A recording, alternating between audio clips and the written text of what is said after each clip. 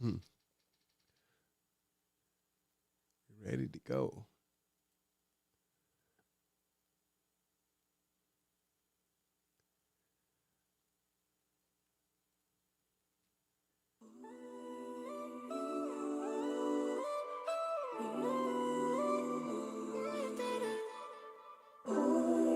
All right. Marwan Cameron. Back again. This is the Conduit. All right. It is February 17, 2021. How is everyone doing? It is hump day. I hope that you made it through your day just fine. Want to send a special shout out. Happy birthday to Layla's mom, Tiffany. Her birthday today. I won't say how old she is, but she is 1 year older. So, and happy birthday to everyone else whose birthday it is today. I am not on that screen, so I cannot read birthdays right now. However, I do have a really special announcement that I want to make. So I'm going to pretty much get right into it here in a second. Well, let's see if a few other people just join on so they get the info, because that piece is quite important. But how are you guys doing today? You know, my day has been really interesting. As I said, you know, you're building the plane as you fly it. You know, there are things that, so many things that are not in your control, and you just got to do what you can do. So you guys know I was on pretty late yesterday.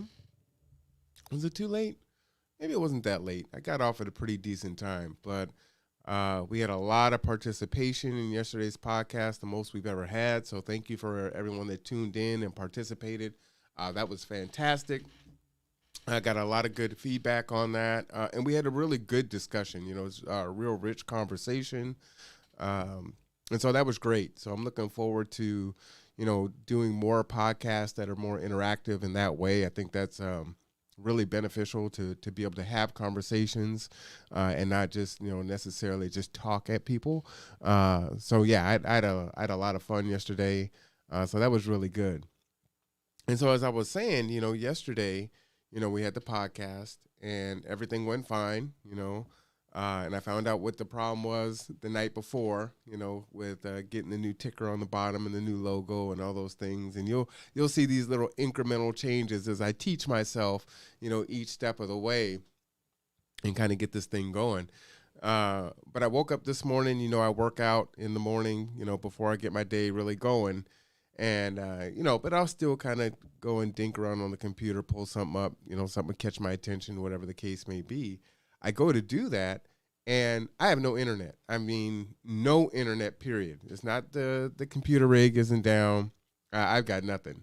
So, I definitely have first world problems, and I must have my internet to do the things that I do. I mean, beyond just the podcast. I mean, the communication and the connectedness is tremendously important for me and critical. So it's like everything that can happen seems to be happening, and I should just go on vacation, So I'm like, you know what? I'm just going to go to Hawaii and just, do the podcast from down there. I mean, it's all on Zoom anyway. I can sit in a hotel room or sit on the beach and just do the podcast like that. So who knows? You might look up next week and I'm on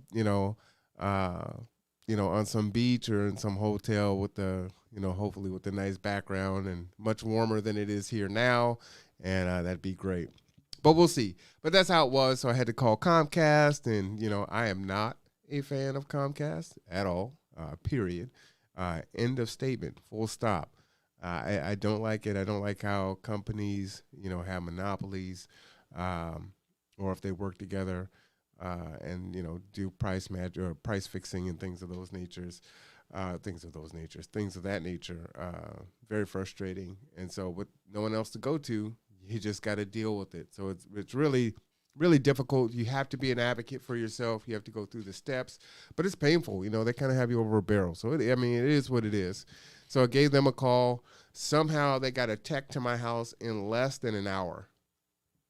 unheard of. Comcast is usually like, oh, we can get someone in like, 2 Tuesdays from Thursday, something like that. It was like, they'll be there by 10:30. And the tech showed up, in less than an hour. It was pretty crazy. It was like, is that guy out there for us? And he was at the wrong house, but I got a text that said your tech is there. So, that was a blessing. So we actually had to go and send Rob's son Monkey over there to go and get him. And he comes over. And it was actually really cool. So, I may not particularly care for a company, but, I'm about the people. So I got to talking to this gentleman, 25-year-old guy. He has a kid on the way, and just wanted to know, how did you get into becoming a technician? So he kind of shared his experience, and I gave him his information, my information, and he may call me tomorrow, or the day after, and I'm going to interview him because I think that's important to know where potential opportunities are, pathways that other people found, especially right now in this day and time. Jobs are really hard to come by. It would appear that more and more people are going to need some high-speed internet. So as things start to, I hate using the new normal, as things get back to whatever newness is going to be for our new normal, maybe some job openings will come up. And, just kind of having that information is good. So I love meeting people, hearing their story, and trying to share their story. And so, as I said, I got a really special announcement. So, I put out, as I said before, that I, wanted to have the conversation with folks. It's Black History Month, and wanted to really get feedback from the people, so it's not just coming from myself. And so I started, sending out invitations through Facebook, and I'm thinking, all right, I'll get maybe, 3, 4, 5, interviews. There's only 2 weeks left in the month. It'll be what it is.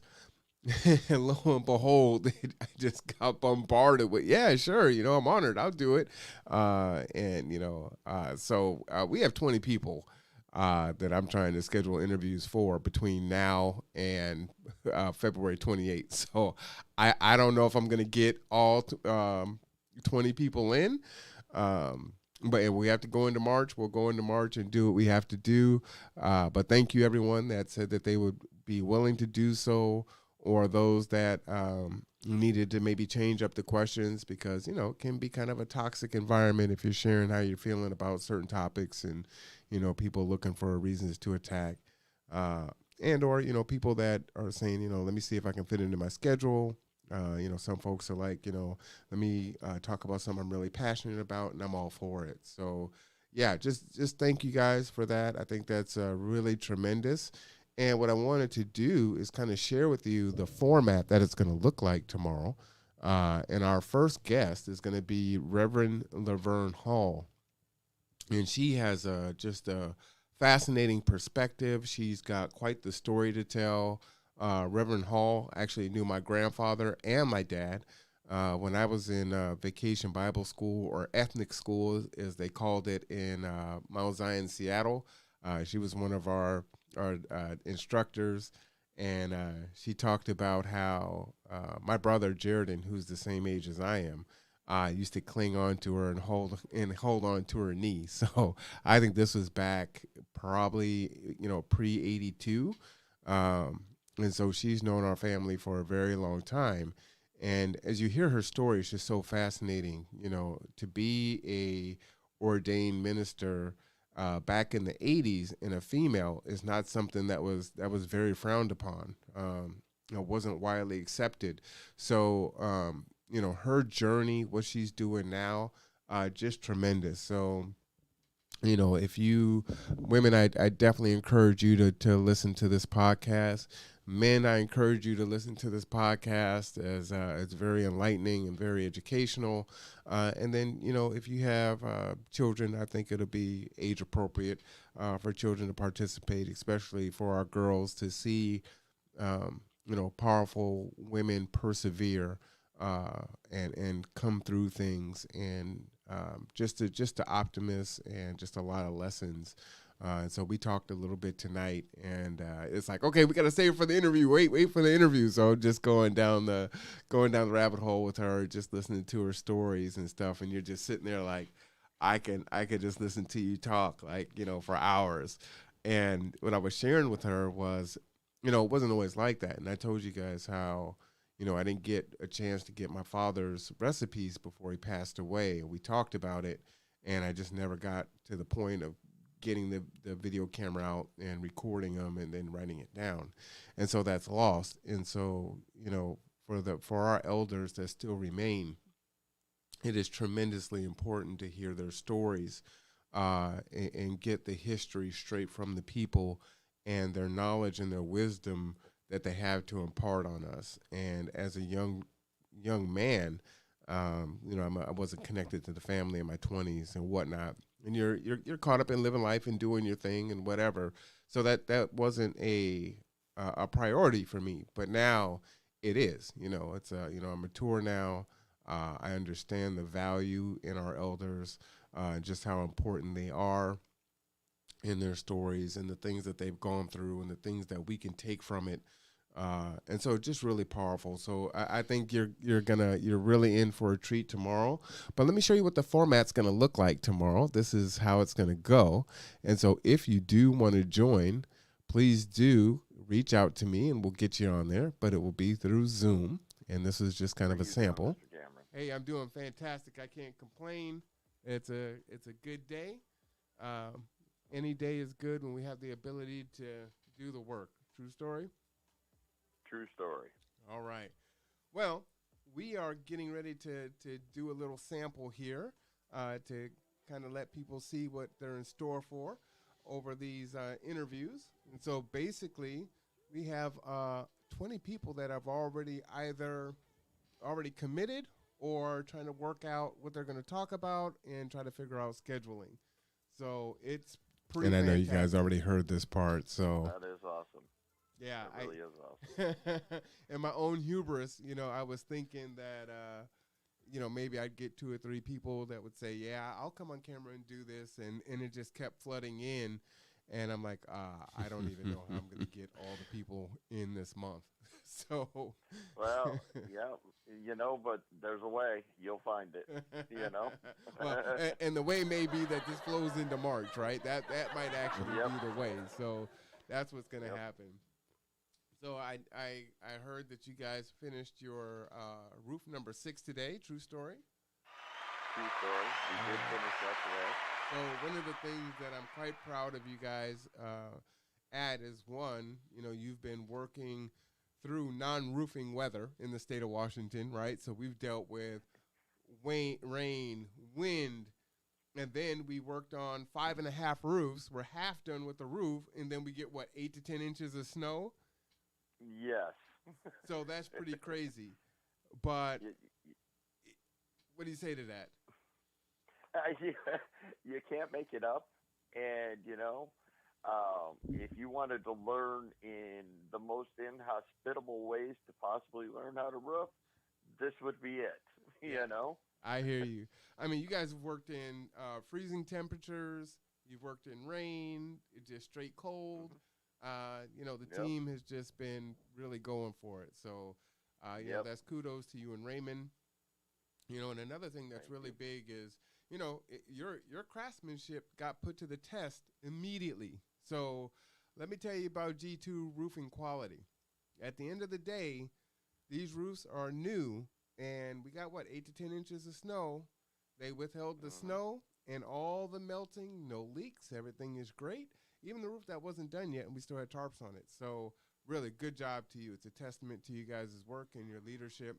So, you and Raymond have really done a good job. So I wanted to thank you and the team. You want to shout out your team?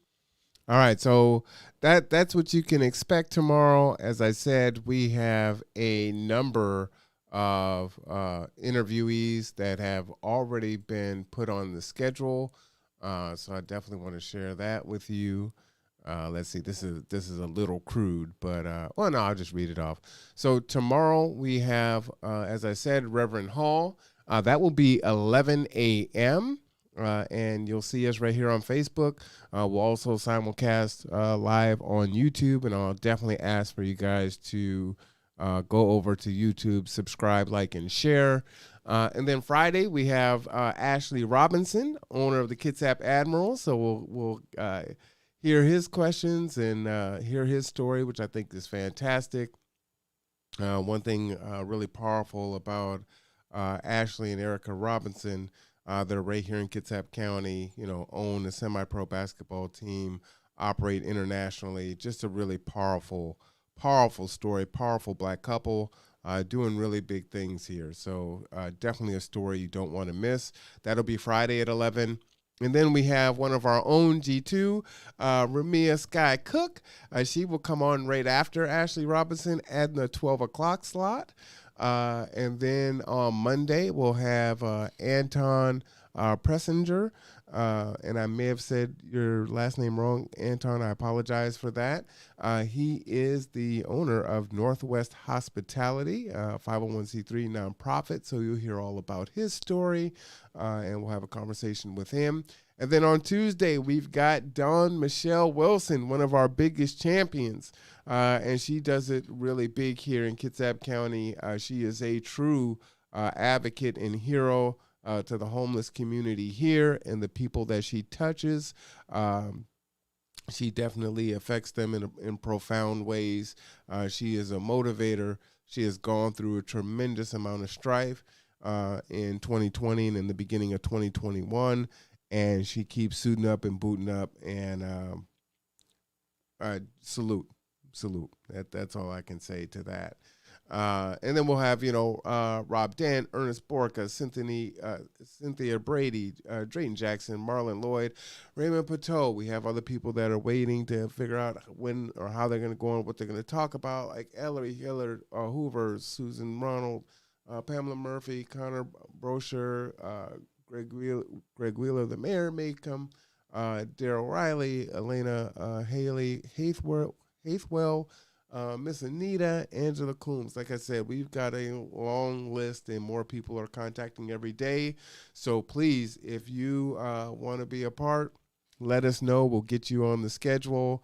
And as I said, if the questions are a little too third rail for you, we can come up with some other questions and get on and have a conversation. So like I said, tomorrow is the first one at 11 a.m. with Reverend Laverne Hall. You don't want to miss that. And then Friday, we have Ashley Robinson at 11, and then Ramia Sky Cook at noon. Then Monday is Anton from Northwest Hospitality, and then Dawn Michelle Wilson from Salvation Army. We may have more additions as we go forward, and I'll keep you updated. And as I said before, please do, come in and you can watch it on both, platforms, but we definitely want you to watch it on YouTube and subscribe, like, and share so that we can build that platform so that we can impact and help more people in the community. So definitely appreciate that. Shout out to Mr. Pateau. I see you out there, Zulu. I do. I got you on the list, and I read your name off, so you definitely are one of the ones that are on there. Yeah, for sure. So, like I said, Raymond, we've got 20 folks that have already have given us some sort of soft commitment or trying to work it out. So we already have 5 scheduled. So it's going fast, and I still have people that I got to respond to. So just the outpouring of support and wanting to participate has been great and surprising. So excited about that. The other thing that I wanted to get into today was our series on Black History Month. So there's some more inventors that I want to share with you, many that you may not have heard of before, okay, and some that you heard of. So let's get right into it. This is from thinkgrowth.org. And what we have here is, how about Dr. Shirley Jackson, 1946 to present? Dr. Shirley Jackson is an American physicist who received her PhD from the Massachusetts Institute of Technology, MIT, in the year I was born, 1973. She was the first African-American woman to earn a doctorate in nuclear physics at MIT. In addition to her lengthy list of academic achievements, she also has an impressive number of inventions under her belt.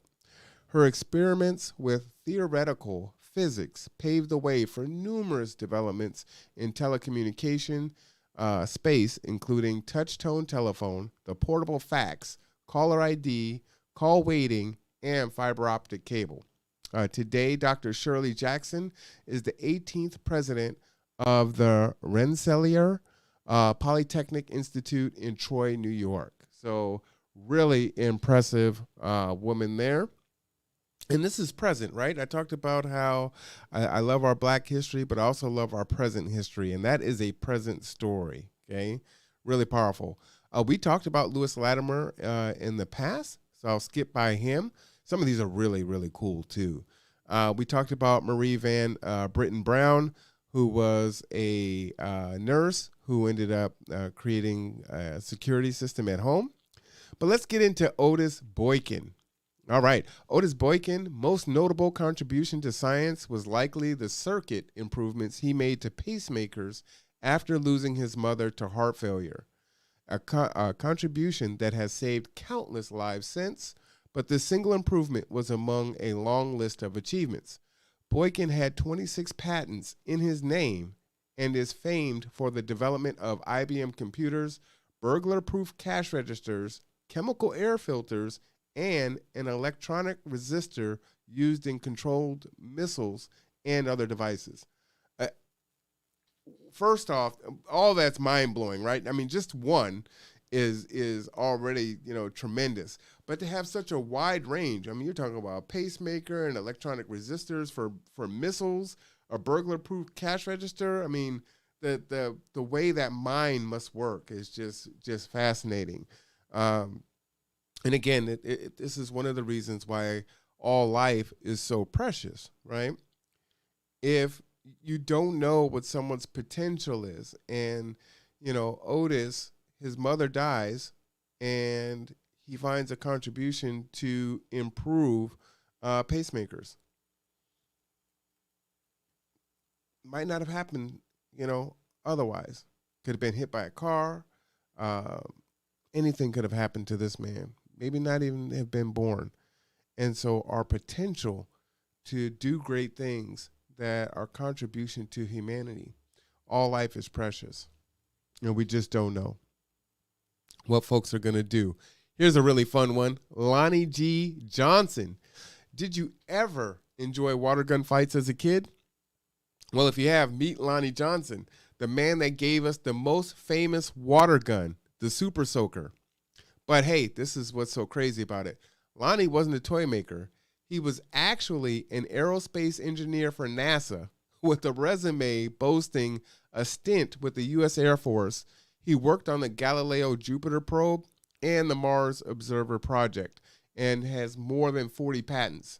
Yes, he is also working on the Johnson thermoelectric energy converter. So the JTEC converts heat directly into electricity.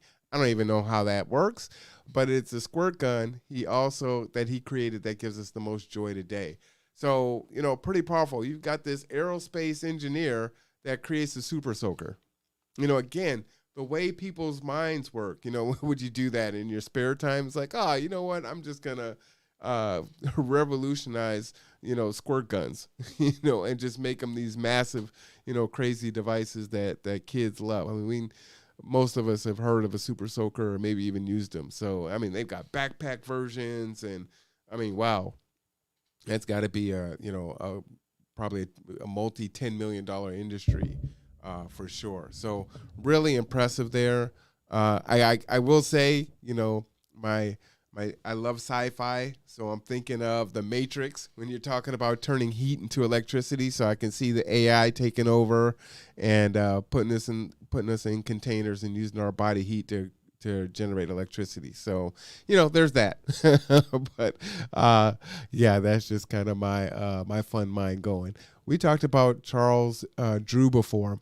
However, with Charles Drew, and he was the one that worked on the refrigerated trucks to transport blood. But every 2 seconds, someone in the U.S. needs blood. And so thanks to Charles Drew, the blood is available. Drew was a physician, a surgeon, and a medical researcher who worked with the team at the Red Cross on groundbreaking discoveries around blood transfusions. In World War II, he played a major role in developing the first large-scale blood banks and blood plasma programs. So again, this is really important as far as saving lives. So really impressive. Here is another really impressive woman, Marion Croak. Okay, in 2013, Marion Croak was inducted into the Women in Technology International Hall of Fame, which is a move that recognizes her remarkable achievements in tech. Croak holds over 135 patents, primarily in voice-over internet protocol and some other areas. And she has another 100 patents currently under her belt. So, also really impressive there. Let's see. Our next person is Lisa. And Lisa, I tried to read her name before, and I did not do very well with that. But Lisa, I am going to try it. Jalobter, that may be her last name. So sorry, Lisa, if I did not say your name correctly. But if you've ever enjoyed any animated GIF on the web, like this one here with the kitten being scared by the iguana, then you have Lisa to thank for that, okay? So again, these things that we see all the time, Lisa was a big part of that, okay? So she was integral. She was integrally involved with the advent of Shockwave, which is a technology that formed the beginning of web animation. She also played a major role in the emergence of online video, later serving as a senior management team at Hulu. So again, I love the present history of just the achievements that these powerful people have made. Previously, Lisa was an interim head of digital for BET Networks, and she also ran technology, product, and business operations. And today, you can catch Lisa at the White House in the United States Digital Service. She's currently serving as the Chief Digital Service Officer with the U.S. Department of Education.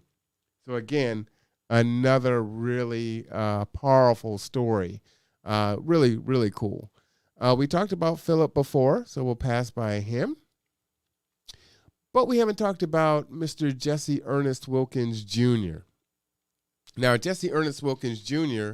is one of America's most important contemporary mathematicians. Now, listen to this story. At 13, he became the University of Chicago's youngest student.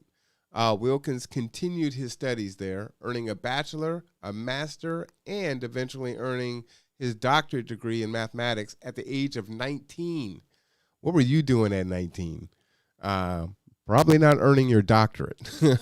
He's published papers in mathematics, optics, and nuclear engineering.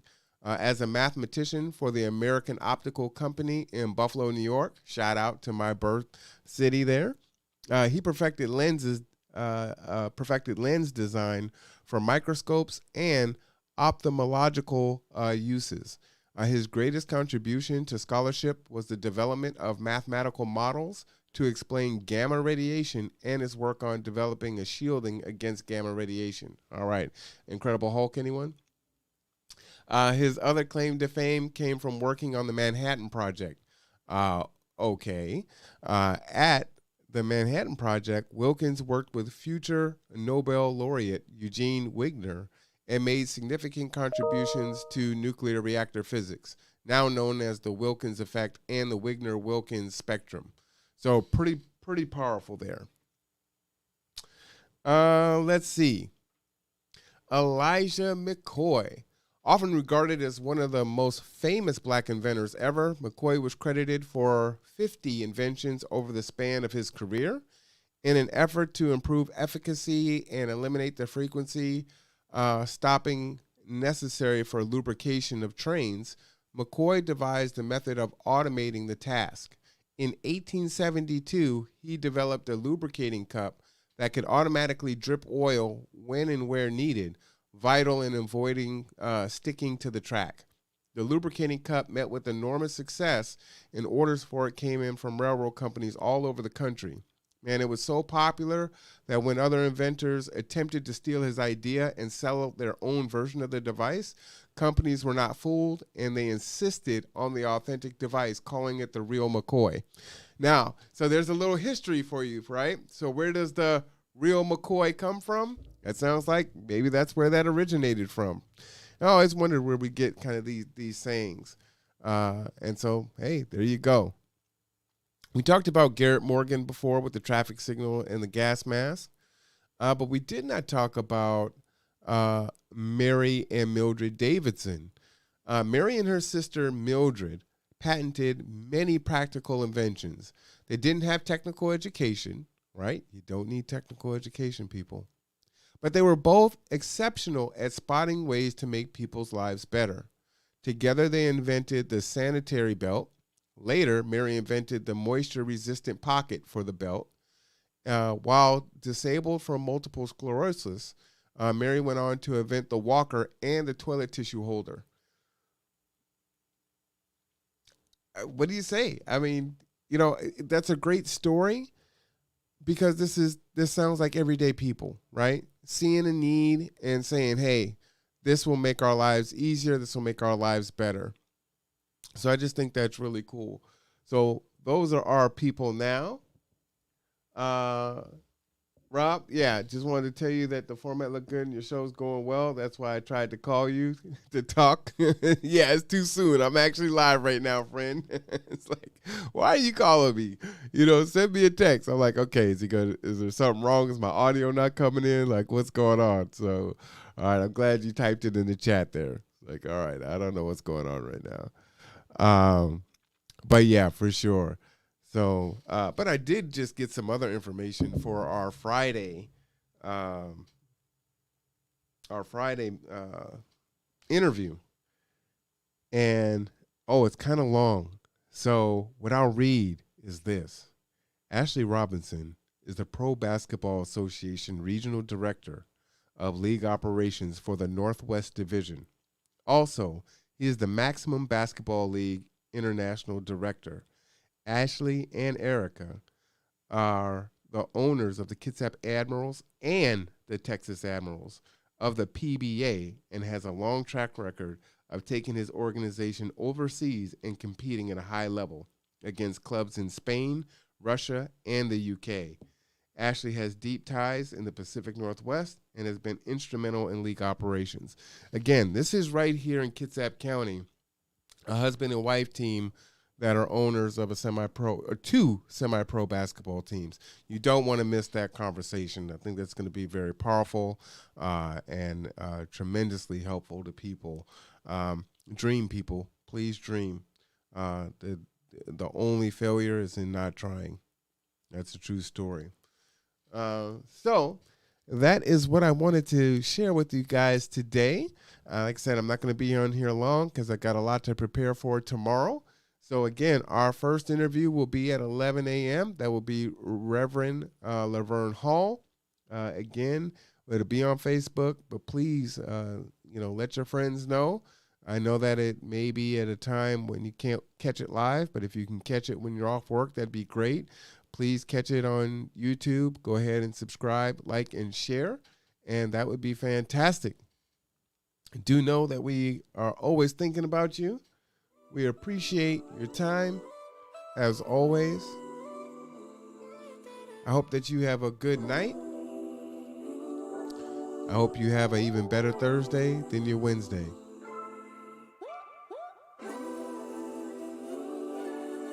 I tell you, so much to do, so little time, but it's so exciting. Well, folks, I look forward to being with you tomorrow. And with that, bye-bye for now. R1 Cameron, this is the Conduit. We'll catch you next time.